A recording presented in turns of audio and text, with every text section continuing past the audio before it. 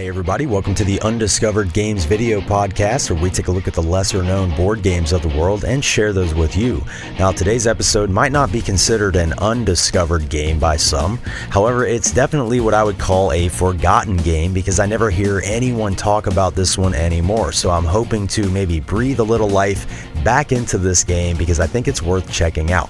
This is called Francis Drake. It's a beautiful, sprawling Euro game, and it's actually only 10 years old. It came out in 2013, but it kind of looks and feels like it came out maybe 10 years before that, like early 2000s, maybe even the late 90s, because it just exudes that old school Euro game feel in every aspect. The artwork, the components, the gameplay itself, everything about this feels older than it is, and that's a good thing because those are the types of games that I like the best. Lots of great player interaction throughout, but it's not a mean level of interaction.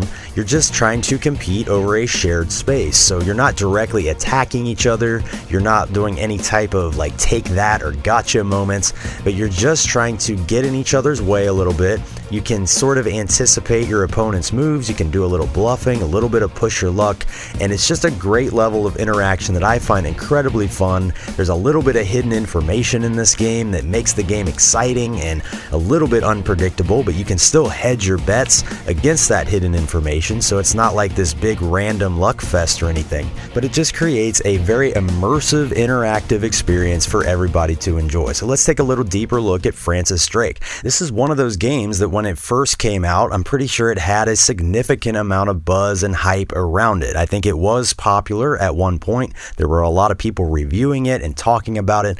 I even remember seeing this at a local game store, which is funny because that's right when my wife and I were first getting into this hobby, so we weren't really even paying attention to all these different Euro games, but I do remember specifically seeing Francis Drake sitting on the shelf and thinking, that box is quite a bit bigger than the other games, and that's what caught my eye at the time. Nowadays, big box board games are everywhere, so it's up to me and others like me to breathe life back into these old games because they're still great games even by today's standards. Francis Drake was designed by Peter Hawes with beautiful artwork by the great Franz Vohwinkel, one of my favorite board game artists, and this game is no exception. His artwork really fits the theming here.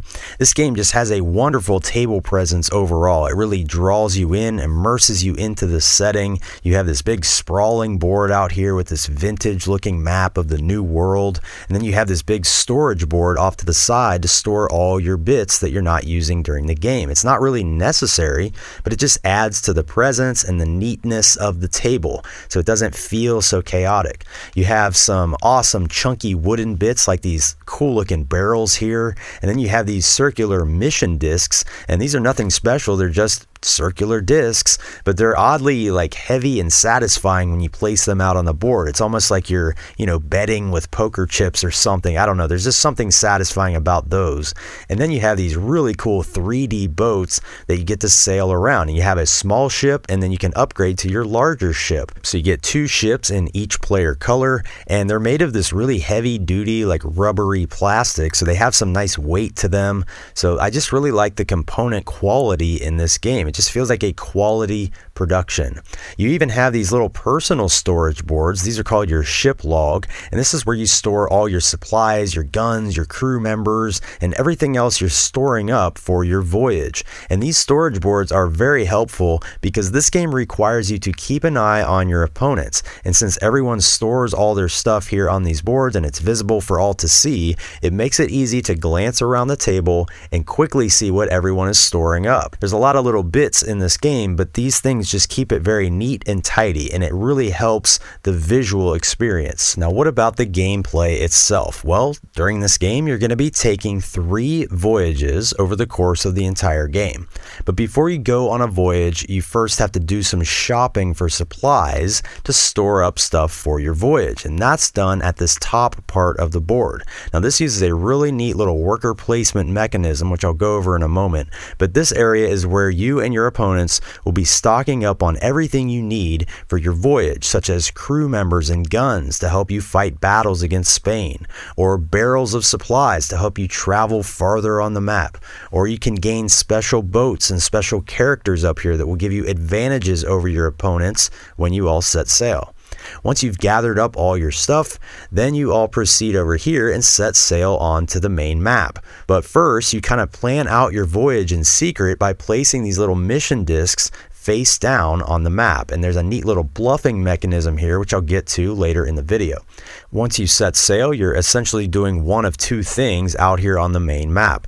You can either trade for these rare goods over here and store these up for endgame scoring, or you can fight off Spain. You can fight their ships, their fortresses, or their little towns that they control, and by doing that, you're going to earn victory points. And you'll also maybe earn some of these gemstones, which are like silver, gold, and rubies, and whenever you earn these, they get placed secretly in your little treasure chest here. I love how these little cardboard treasure chests look. They just add to the table presence here, and those little gemstones, those are just end game points. So it's a very streamlined and straightforward idea here. You plan for your voyage by collecting what you need up here, and then you set sail using what you collected and try to complete as many things as you can for points. So very simple idea, and you just do that 3 total times. Now there's a big catch, and that is that when you come back up here and do this a second time, the order of these tiles is going to change. And now would be a good time to talk about why the order is important. So here we see all these different locations that we can visit to collect stuff for our voyage, and I want you to think of this as a one-way street, starting here, going to the left, and then when you get to the end, you go up and over to the right, all the way over here, and you end at the harbor. Each player has 10 of these little worker discs, and these are placed along the pathway in order down this road, and you can choose to place as far forward as you want. It's just that your next disc that you play has to be further forward than your previously placed disc. So you could place a disc here, and then when it's your turn again, you could jump all the way up here for your next one, but then your next one could not be any of these. You can't go backwards. So you're always moving in a forward path toward this harbor. Once you're done taking actions, you can bow out and basically just take your ship over here and place it in the farthest most space available in this harbor, and that's going to determine turn order when we set sail. So sometimes it makes sense to pass early. If you think you've collected everything you want, you can pass early and grab turn order over here, which is very important. So players are just taking turns, placing one disc at a time along this route. You go in turn order based on these boats here, and then once everybody has decided to move their boat over to this harbor, then this phase ends and we're ready to set sail. So let's take a brief look at these locations up here and how they kind of work. I'm not going to go over every one of these, but I'll give you a basic overview. So if you look at these areas, you'll notice they have these little circles. That's where you'll be placing your discs, and some of them have multiple circles available, but they get progressively worse. So like the first player to go here is going to get more stuff, and then the next player to go here is not going to get as much. And you can only have one of your discs on each of these areas, so I could not put my disc here and then my next turn I can't come back and go on this same location. I always have to progress forward to the next tile or as far forward as I want. Once again, I cannot come back to the tiles that I skip over. And once you place your disc, that's where it must stay, and nobody else can go on that space once your disc is on it. So you claim these spaces, and that's where the great tension comes into play, because you're kind of pacing yourself against your opponents. You're trying to judge how far they want to push ahead versus, do you want to take it one step at a time, or do you want to jump up here and grab this really good area before anybody else can get it? Let's take a look at kind of what these do. I'm not going to go over every one of them. Most of these areas are going to do things like collecting cubes. So we have the black cubes, which are your guns, and the gray cubes, which are your crew members, and the guns and the crew are going to be required to help you fight off Spain when we set sail over here. You can also collect these barrels. These are your supplies, and the more barrels you have, the farther you can travel on this map. If you notice here, the map is divided into 4 regions. They're color coded. It's very easy to see. You'll notice here we have zone 1, zone 2, 3, and 4. So the barrels determine how far you can go. If you had 4 barrels, you could go to anywhere on the map because you can travel to all 4 zones. Or if you only collected 2 barrels before you set sail, then you're only going to be able to go to zones 1 and 2. So the barrels are very important, but so is everything else up here, such as these purple cubes.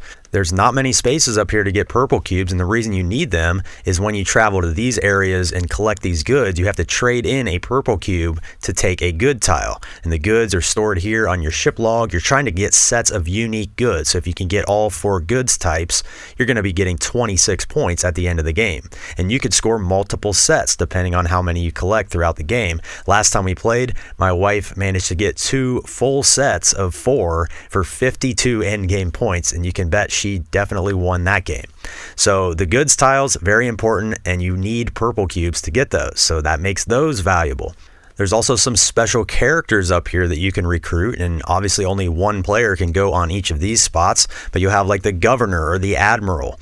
They give you some control over the enemy strength when you fight out here on the map, and that's extremely advantageous. If you notice out here on the map, there's these different areas you can attack for points. We have these forts, and they have a printed number of cannons as well as enemy troop strength. Well, you'll have to discard guns, your black cubes, equal to these cannons, as well as crew members, your gray cubes, equal to this troop strength. The catch is the troop strength also gets added to this hidden troop strength under this tile. If you recruit the governor up here, you get full control over where these tiles get placed. So we have different values here. We have 0, 0, 1, and 2.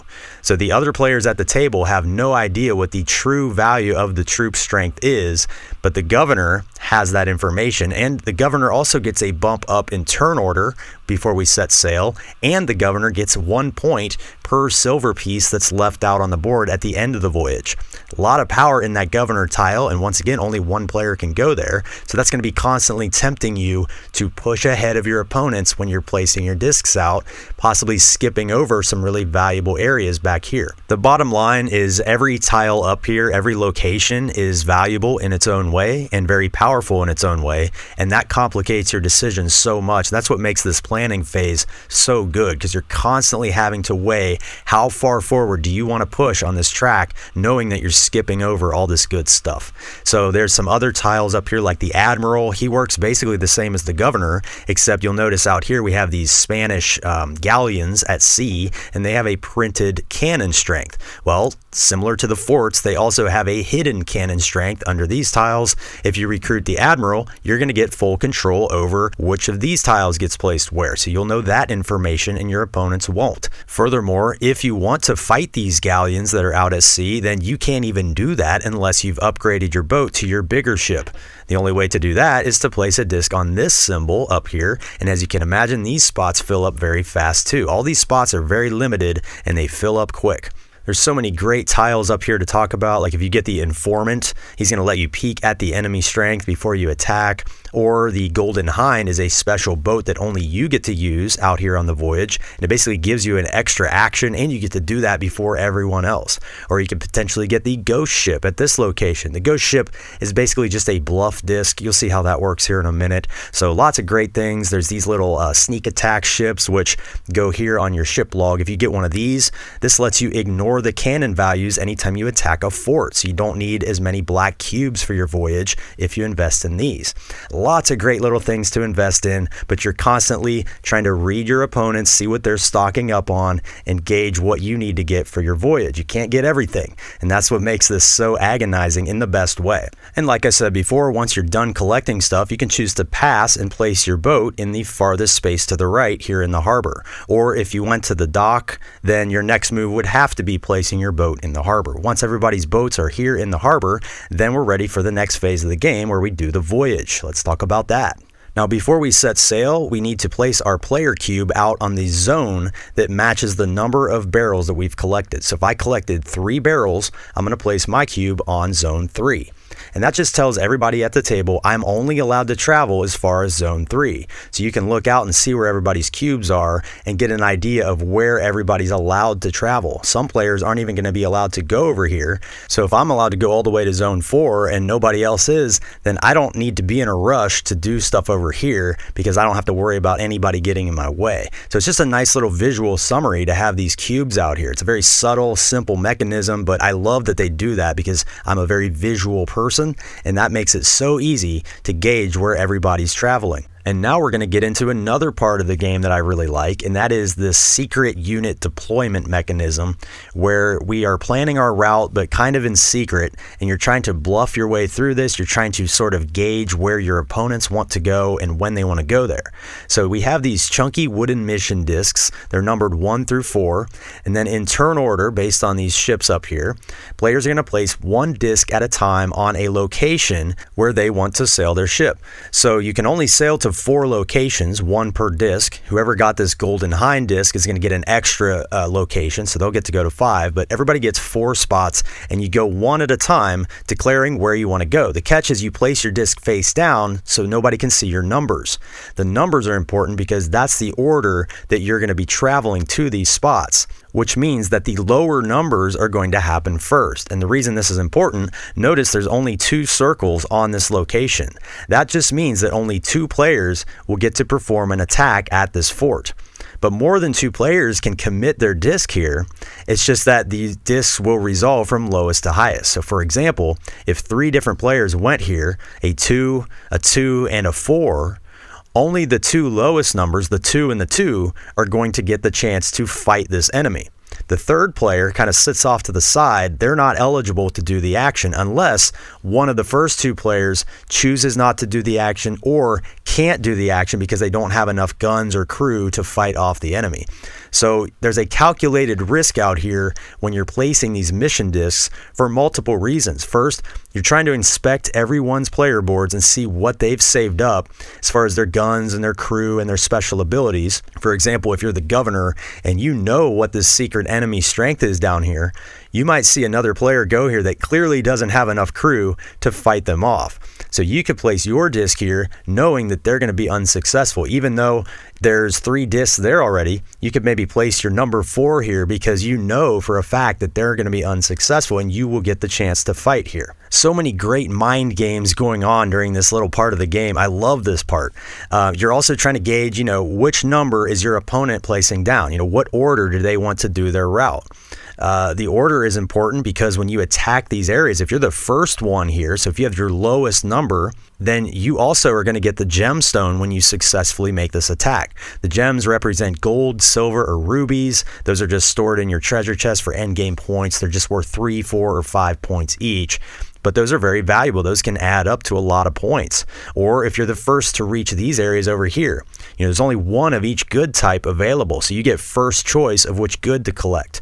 So lots of incentives to use your lower numbers at these locations. And then once you realize that some players have their ghost ships, those are just a bluff disc. So when you place your ghost ship out, your other players think that you want to go there, but in reality, it's just a bluff. So you don't actually take an action there, but it lets you kind of bide your time, see where everybody else wants to go. One player is also most likely going to have the Golden Hind, which is going to give them an action that goes before everyone else. So before we even do the level 1 discs, the Golden Hind triggers first. So if there was one location out here that you definitely wanted to make sure you get there and you get to go first, that's where you would want to use your Golden Hind. You could even come over here, like if you really needed indigo, this is the only place on the board that gives indigo.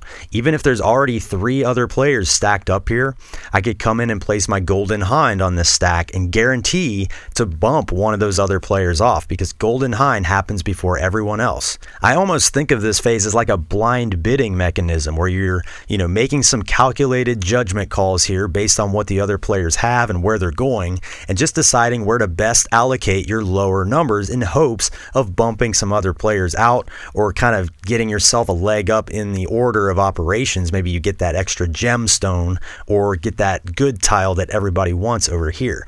So excellent decisions there. Another thing to consider is the turn order up here. So remember, the order in which you bow out of that planning phase and you send your ship over to the harbor, that's the turn order now for this phase. So anytime somebody places the same number disc as you on a spot, so if like 3 of us placed our level 2 discs here, then the ties are going to be broken in favor of the turn order up here. So whoever bowed out first from that planning phase is going to have an advantage when we tie, and the ties happen a lot. A lot of times players, there's only 4 numbers, so chances are you're going to be tied quite a bit out here on the board, and that's where turn order is so important. So during the planning phase, you're constantly thinking like, I need to bow out early and get that first spot in turn order, or you could always just go for the governor, and he's going to bump you up 1 level in turn order. So many great, simple, but agonizing choices. All this stuff works so well together. It's very balanced, and I just really like all the choices you have in this game. Great design.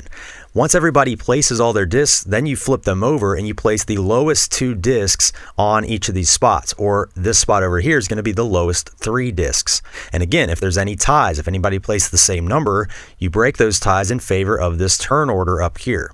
So for example, if a 1, a 3, and a 3 went to this location, I place the 1 here, that's going to happen first.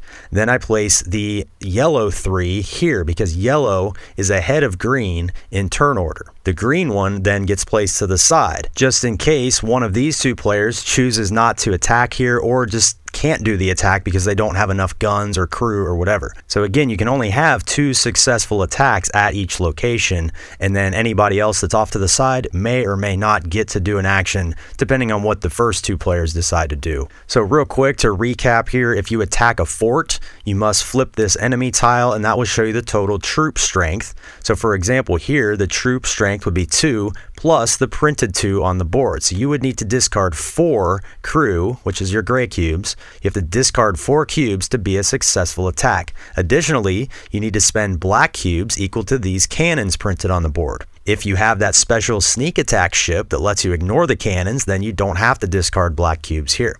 If you're successful, you get these victory points printed on the board. Plus, if you're the first player to do this, then you get this gemstone, and this goes into your treasure chest. Also, you move your cube over here to show that you successfully attacked a fort for this round. And this is going to track, like if you manage to attack a fort, a Spanish galleon, and one of these smaller towns, then you will move your cube down on each time you do that. That gives you 10 points. But if you only do 2 of these 3 things, then you're only going to get 4 points. And if you only do 1 of these, then you're only going to get 1 point. So the game sort of incentivizes you to diversify your attacks for some points too. So many great considerations here when you're planning out your voyage.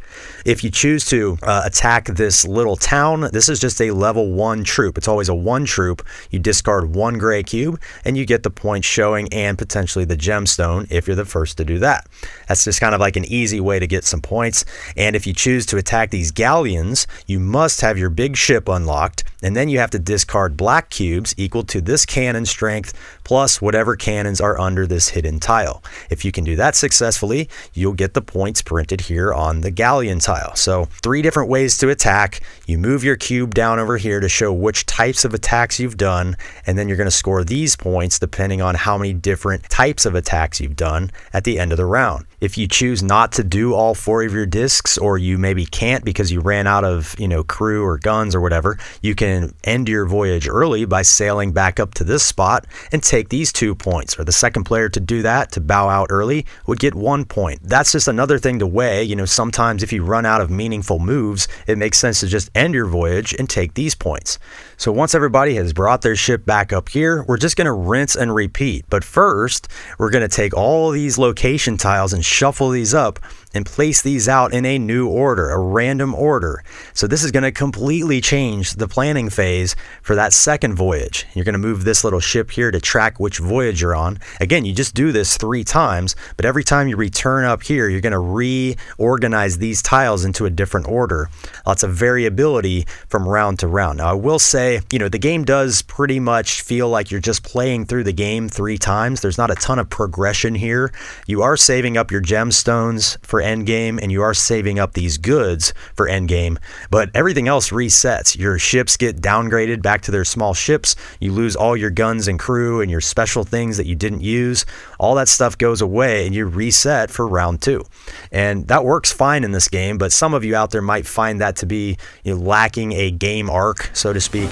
But I think it works fine in this game. I think it's a fun experience. So there you have it. That's a pretty detailed overview of the game Francis Drake. Now, I did not include every single rule in this video, so don't use this as your only tutorial, but hopefully this video can be a supplement to the rule book so you can kind of visualize what's going on the board and see the strategies and the tactics at play here, as well as some of the mind games you get to play around with your opponents. Francis Drake, this is a 9 out of 10 for me. Now, is this somewhat unpredictable? Well, obviously there's going to be some hidden information, there's some surprise moments there, but in this game I feel like the hidden information is one of its best parts because it drives your entire strategy. You know, it tempts you to jump ahead on this track and go for the governor or the admiral so you can get a sneak peek at the enemy and have some say over that hidden information, or to go after the golden hind so you can, you know, focus on getting to a location before your opponents because you don't know exactly the order where they're going to go.